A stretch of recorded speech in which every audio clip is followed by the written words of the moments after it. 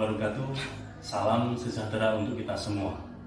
Semangat pagi, pagi, pagi, pagi. Perkenalkan, nama saya Muhammad Rizal. Saya Widaiswara BPSDMD Provinsi Jawa Tengah. Yang pada kesempatan saat ini saya berbahagia.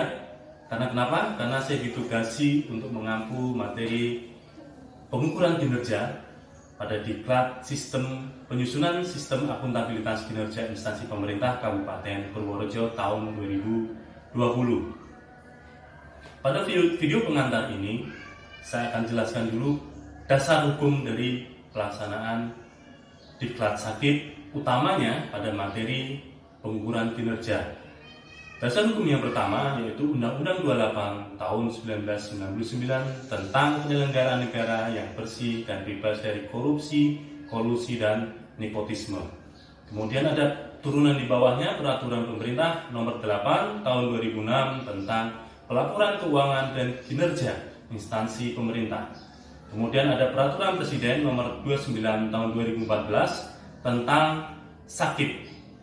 Nah, kemudian ada dua juknis yang ini akan banyak kita pergunakan pada materi kita kali ini, yaitu Peraturan Menpan RB Nomor 53 tahun 2014 tentang petunjuk teknis perjanjian kinerja, pelaporan kinerja, dan tata cara review atas laporan kinerja instansi pemerintah. Kemudian ada Peraturan Menpan RB Nomor 12 tahun 2015 tentang pedoman evaluasi atas implementasi sistem akuntabilitas kinerja instansi pemerintah. Adapun deskripsi singkat dari materi pengukuran kinerja, bahwa materi ini sebagai bagian yang tidak terpisahkan dari sistem akuntabilitas kinerja instansi pemerintah, di mana materi ini merupakan berisi tentang tekad dan janji rencana kerja tahunan yang akan dicapai oleh para pejabat di setiap instansi pemerintah melalui pemahaman konsep nantinya tentang kemudian teknik pengukuran kinerja organisasi. Kemudian hasil pembelajaran yang akan kita capai setelah mengikuti pembelajaran ini diharapkan Bapak Ibu peserta mampu memahami konsep pengukuran kinerja dan teknik pengukuran kinerja. Dengan indikator pembelajaran, hasil belajar yang kita capai, diharapkan peserta mampu menjelaskan yang pertama, konsep dasar pengukuran kinerja.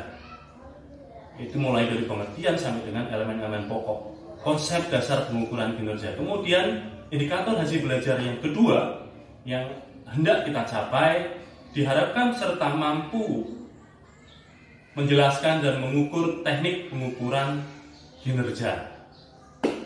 Kemudian materi pokok dan sub materi pokok. Materi pokoknya adalah terdiri dari pertama adalah konsep pengukuran kinerja yang terdiri dari sub materi pokok, pengertian, kemudian elemen-elemen pengukuran kinerja. Kemudian materi pokok yang kedua, karena kita hanya terdiri dari dua materi pokok. Materi pokok yang kedua adalah evaluasi teknik pengukuran kinerja yang terdiri dari nanti akan kita mempelajari sub materi pokok tentang teknik-teknik dasar siklus dari pengukuran kinerja, kemudian metode untuk pengukuran kinerja, nanti ada balance scorecard, kemudian terakhir nanti adalah kita akan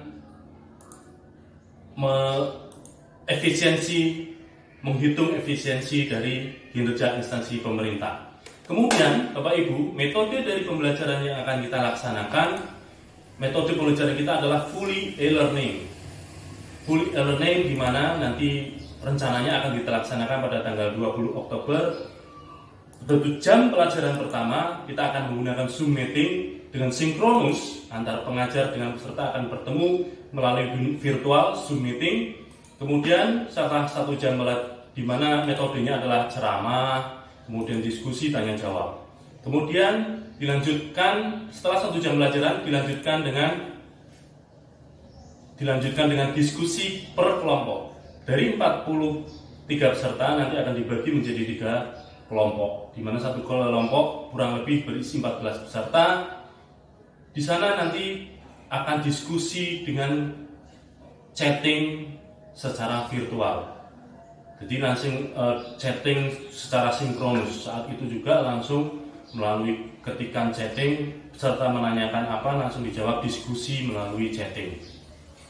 Kemudian setelah itu baru penutup, nanti ada kuis yang sore Bapak Ibu akan bisa kerjakan. Kemudian ada penugasan. Penugasan ini bagian dari keseluruhan kami setting untuk diklat sakit, supaya nanti terakhir pada output dari diklat sakit diharapkan Bapak Ibu serta mampu menyusun dokumen sakit. Jadi di materi pengukuran kinerja Bapak Ibu sudah bisa mengerjakan di bab 3, kurang lebihnya seperti itu.